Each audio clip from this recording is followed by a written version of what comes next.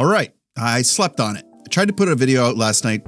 Wasn't coming out the right way. Needed to take some time, get some perspective, and I think I'm better for it. Montreal was in Detroit last night. They suffered a loss. I wouldn't call it a heartbreaking loss. I would call it a painful loss and an important loss. Let's talk about it.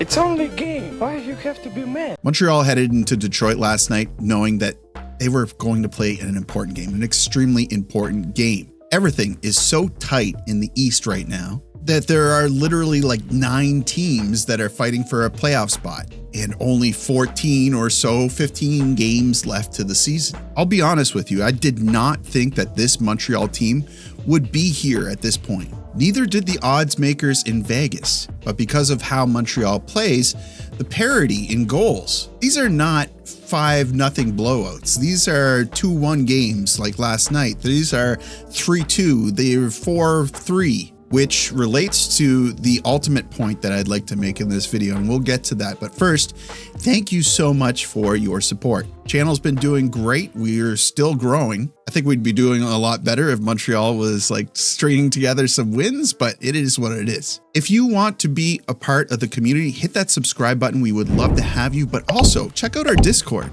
Great place to commiserate after a loss, or a great place to celebrate after a win. Thank you so much to my Discord community for keeping it lively in there. Alk and C91, really appreciate you guys. Too many of you guys to mention Sharp and Kane and Darth and Macca. I was thinking about putting a video game channel in the Discord. Would you guys be into that? Anyway, back to the review. Josh Anderson was out last night, so Joe Veleno rotated in. Patrick Laine is not an option according to Martin St. Louis. What that means exactly is for us to debate about, but it makes sense that Veleno was in. Josh Anderson is a penalty killer. They will sometimes use Veleno on the power penalty kill, and Detroit is Veleno's former team. You think maybe he'll come out there with some spunk.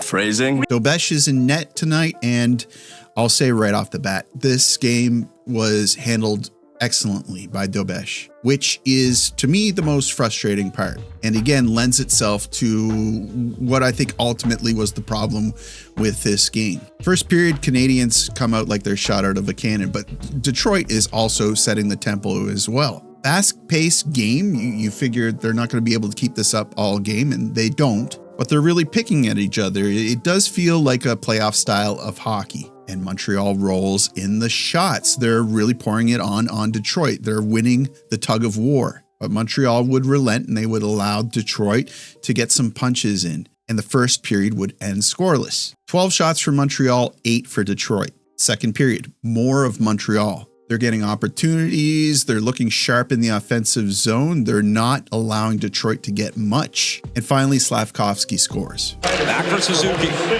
Caulfield right in front. Puck loose. Slafkovský. Score! Moritz Seider would take a penalty. Habs go on the power play, and they break a cold streak on the power play. Finally, I want you to note something here. This goal wasn't scored on a play. It was scored on a loose puck in front of the net. 1-0 Montreal. That's how the second period would end. Montreal up 1-0. 10 shots to 7 in the second period for Montreal. So again, another good period for Montreal. Now we get to the third period, and this is where it all falls apart for Montreal. Patrick Kane gets lucky, throws the puck in front of the net. It deflects off of JT Compher's leg, finds its way behind Dobes. You can't get super mad at this one, but these happen. This is puck luck. Montreal would then go on to have a bunch of great opportunities, but none as good as the one where Jake Evans missed an open net shot. He just bumped it right into Gibson. That one was painful. You have a feeling that the next team who scores is going to take the game home, but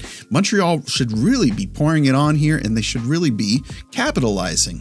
This is a team that knows how to score. However, they can't solve Gibson, and they're just lacking that finishing that they so sorely need in a game like this. And then with just over 3 minutes left, The ice, Matheson, first guy back. Give it away. DeBrincat, in, back. Mike Matheson makes possibly the most glaring and painful mistake that he's ever made on this team. And that's saying a lot because it unfortunately happens to the poor guy a lot. They make an effort for it. They pull Dobes. They try to get that late tie that they are sometimes good for. But Detroit ices it with an empty net goal. And that's the end of the game. Like I said, painful one, a real hurtful loss. But this is not on any one player. This was not a game where, Carrier didn't play strong enough. The goaltending wasn't clicking. Dobes really gave them a chance. 2 goals. We love that. This was a team loss, and truly a team loss where they couldn't do the thing that they are best at, and it's scoring goals. They should have been able to get at least 2 goals here. So if you're going to blame one single person like Matheson, you're pointed in the wrong direction. The power play has been stinking. They got another opportunity for it in the third period. They weren't able to do anything with it. But we need to see big 5-on-5 goals from the top 2 lines. Slafkovsky's goal on the power play broke the 0-12 or something like that. But that needs to be addressed. They need to capitalize closer to, the 30-40% margin. They're a team that scores. They should be able to do that. So again, big picture, this isn't on Mike Matheson. If that's where you're directing the hate, you're wrong. Team problem, they all need to work on it. They need to be more aggressive. They can't play to not lose. They need to play to win. But the Mike Matheson mistake, it killed me. It was the focal point of the video I was trying to make last night that I said, okay, let's sleep on this for a little bit. He just needed to play the puck. He needed to just put the puck out of the zone. It was him and DeBrincat alone in the zone.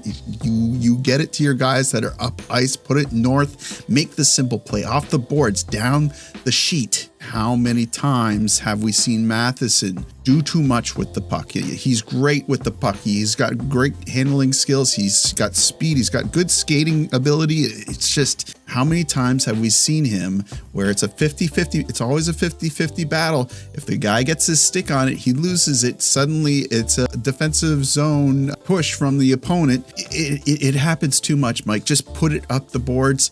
Do the simple play. You're killing me here, bud. But that's going to do it for me, guys. Thank you so much for your support. Thank you so much for being here for me, commiserating with me, being my friends. Still 15 games left. They have a game up on Detroit. The highs and the lows after every win, it's like things have never been better. And after every loss, it's like things have never been worse. So I hope that puts things in perspective for you. I hope I helped you out with that tough one last night. But you guys have a great day. Thank you so much for watching. You guys know what to do. Like the video, helps me out with search results or something like that. Subscribe if you're not already subscribed. I'd love to have you. And as always, I will see you down in the comments.